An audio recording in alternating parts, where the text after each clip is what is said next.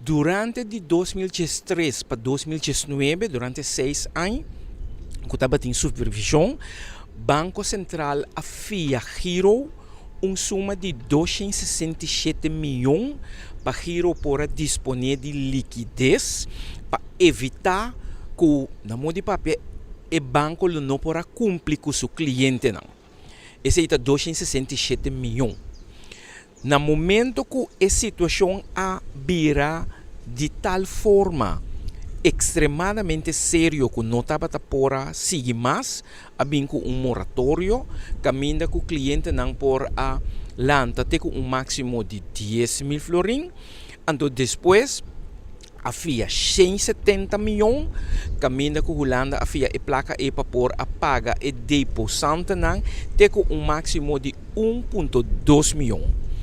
Isso significa que no momento que Holanda aduna 170 milhões, Banco Central aduna giro kwijtschelding de 267 milhões, boude a condição que o governo lo servir com license fee de 0,05% para paga 264 milhões a Quebec de carro de CBCS para cumprir com o DBE.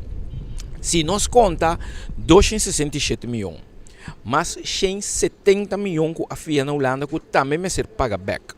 Nós chega na 444 milhões.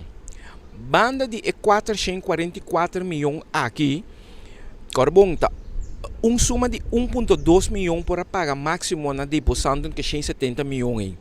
Isso significa que a hora que o Giro Settlement Holding acaba de cobrar tudo o que não por border que o Giro estava tendo hipoteca e fiança, e o que não está sobra para pagar 170 milhões, pero lo qual que nós podemos compreender que o qual que queda depois de fazer a afrekening está apenas 15 milhões que está nota suficiente para pagar mais ou menos 30 depositantes que ainda tem placa de giro e que chega suma de alrededor de 300 milhões. Então, nos pergunta quem está responsável para a situação aqui?